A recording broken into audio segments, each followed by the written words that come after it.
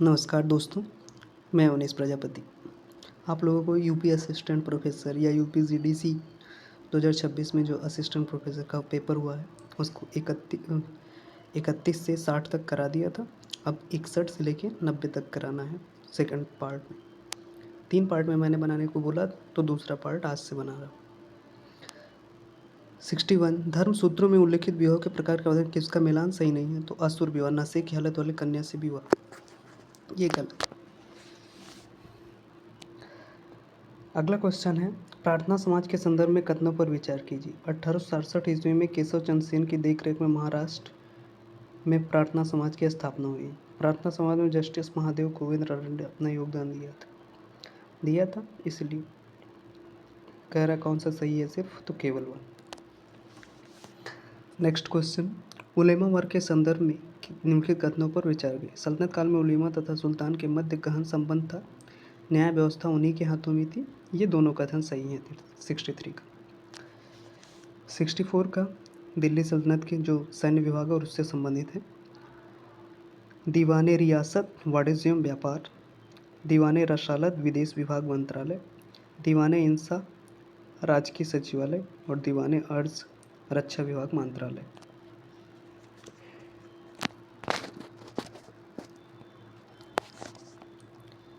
Question number next, Sanskrit के किस विद्वान ने समय मात्रक नामक पुस्तक की रचना की थी? क्षेमेंद्र ने। हिंदू मुस्लिम संबंधों की समस्या का समाधान अब मनुष्य के बस के बाहर और केवल भगवान के हाथों में था। यह कथन किस स्वतंत्रता सेनानी के द्वारा कहा गया? महात्मा गांधी के द्वारा। किस मुगल शासक ने बंगाल में ईस्ट इंडिया कंपनी को निःशुल्क व्यापार करने का अधिकार दिया था? फारूक सिंह। वस्तुनिष्ठता इतिहास की वाणी यह कथन किसका है? रॉबर्ट बटरफील्ड का। निम्नलिखित में से प्राकृत प्रकाश नामक ग्रंथ की रचना किसने की थी? वररुचि ने। आगरा के ताजमहल के बगीचे की रूपरेखा निम्नलिखित में से किसने तैयार की थी? रायमल कश्मीरी ने। अगला क्वेश्चन है, भारतीय प्रेस अधिनियम समाचार पत्र, इसका ऑप्शन डी होगा। ए का 1, बी का 4, सी का 2, डी का 3। ये अगला क्वेश्चन है, अर्ज मुमालिक, अमीर याखुर, अमीर हाजिब, वकील दर। इसमें डाउट है मुझे, अगर आप लोग ये 72 का बी ऑप्शन सही है।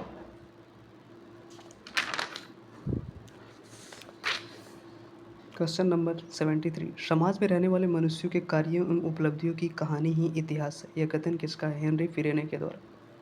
निम्न कौन सा युग में सही सम्मिलित नहीं है? गमागमिक जासूस। सुभाष चंद्र बोस की अध्यक्षता वाली कांग्रेस ने 1938 में जब अपनी पहली राष्ट्रीय योजना समिति का गठन किया तो उसमें कौन शामिल नहीं था? एस.के. दार। बालाजी बाजीराव के संबंध में कथनों पर विचार कीजिए। बालाजी बाजीराव मराठा प्रशासन के प्रधान होकर सरकार का मुख्यालय पूना ले गया। उसी के समय बंगाल के नवाब ने उड़ीसा को मराठों को सौंप दिया। दोनों सही है कथन। मुगल काल में सेना का सर्वोच्च अधिकारी कौन था? मीर बख्शी। इतिहास शास्त्र के संदर्भ में निम्नलिखित कथनों पर विचार कीजिए। तो इससे राके को लॉर्ड एक्टन के नए इतिहास का कोलंबस कहा गया। डायनोविन ने चुनौती तथा प्रतिक्रिया के आधार पर संस्कृतियों का अध्ययन किया। कथन दोनों सही है। निम्नलिखित उनके क्षेत्रों पर उत्तर से दक्षिण के क्रम में व्यवस्थित करें। तो इसका आंसर पहले 3, 2, 1, 4। पहले वर्मन वंश, फिर मैत्रक, फिर शैलोद्भव वंश और फिर विष्णुकुंडिन वंश।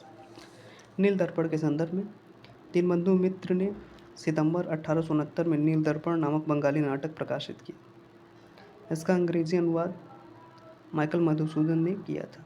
केवल 2 सही है, क्योंकि इसका जो नील दर्पण 1859 में हुआ था।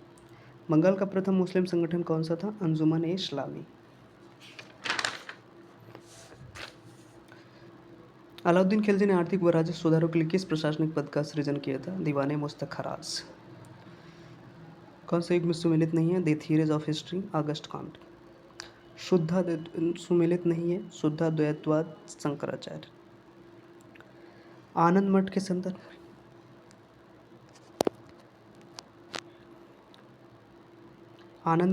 में निम्नलिखित कथनों पर विचार की। इसमें बंकिम चंद्र ने देवी माता का बिंब गढ़ा जो मातृभूमि से समानार्थक था। उनका गीत वंदे मातरम राष्ट्रवादी आंदोलन का गीत बन गया। दोनों सही है। क्वेश्चन नंबर 86, भारत सरकार अधिनियम 1919 के संदर्भ में इस कानून का सबसे विशिष्ट गुण केंद्रीय स्तर पर द्वैध शासन लागू करना था। गलत। इसने केंद्र में 1-2 सदनी विधायिका प्रदेश से काउंसिल ऑफ स्टेट और लेजिस्लेटिव असेंबली, ये सही, केवल 2। कौन सा सही सुमेलित है? मार्टेंगो चेम्सफोर्ड 1919 में, न कि 1917 में। किस इतिहासकार ने कहा कि संपूर्ण इतिहास सामासायिक होता है? बेनदोतो क्रोचो। अशोक के संदर्भ में कौन सा सही सुमेलित नहीं है? बोधगया की यात्रा शासन के 11वें वर्ष।